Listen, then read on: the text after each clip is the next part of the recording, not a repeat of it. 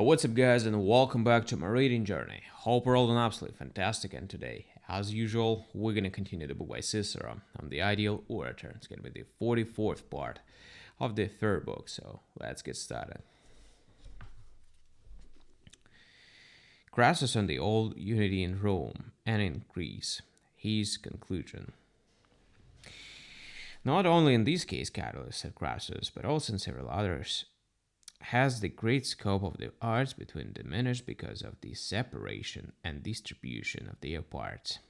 Or do you think that in the time of Hippocrates or of Cos, there were some doctors who treated illnesses, others who treated wounds, and still others who treated the eyes? When Euclid or Archimedes was working on mathematics, or Danon or Aristoxenus, or on music, or Aristophanes, or Callimachus on the study of language and literature, surely you don't think that these arts were so badly torn to pieces that no one embraced the subject as a whole, but that different people set aside for themselves different parts of which to expand their efforts.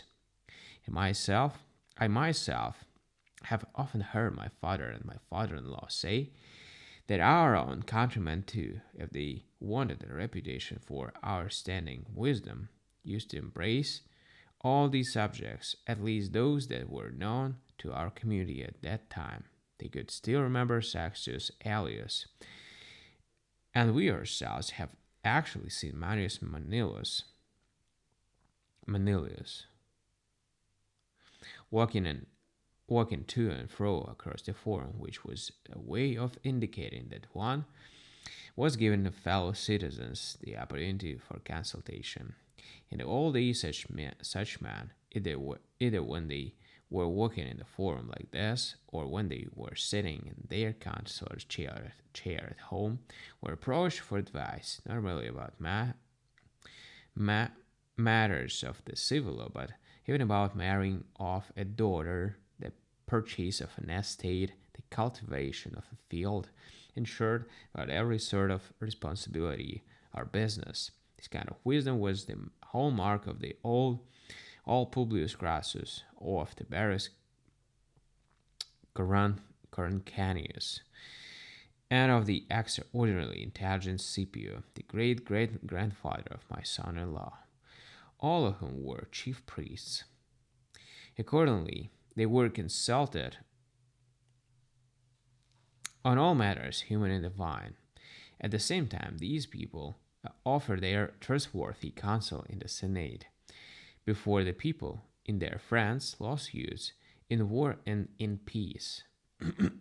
Indeed, what did Marcus Cato lack except today's highly refined learning imported from overseas? Surely the fact that he learns the civil law did not prevent him from pleading cases, and his ability as a speaker did not make him neglect the knowledge of the law.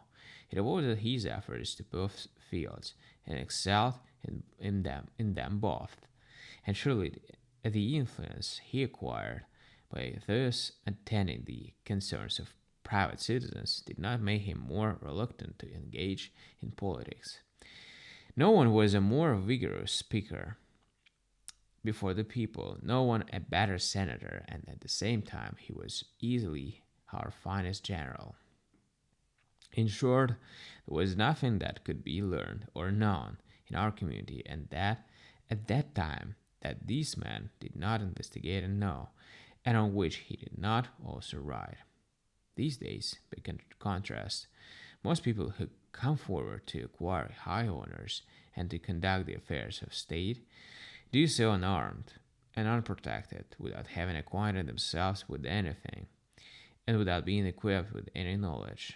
And if someone does stand out above the multitude, he gets overconfident if he possesses one single quality, either courage in the war or some military experience. These have pretty much become a thing of the past nowadays. Our knowledge of the civil law, and not even comprehensive knowledge, for no one learns pontifical law, which is closely related to it, or eloquence, which they think consists in shouting and in a rapid flow of words. But the kinship and community between all the noble arts, and in the end, also between the virtues themselves, this is something that is unknown to them. All right, guys. So thank you for joining me today in this reading session, and see you tomorrow. We're gonna continue. Thank you. See you, and bye.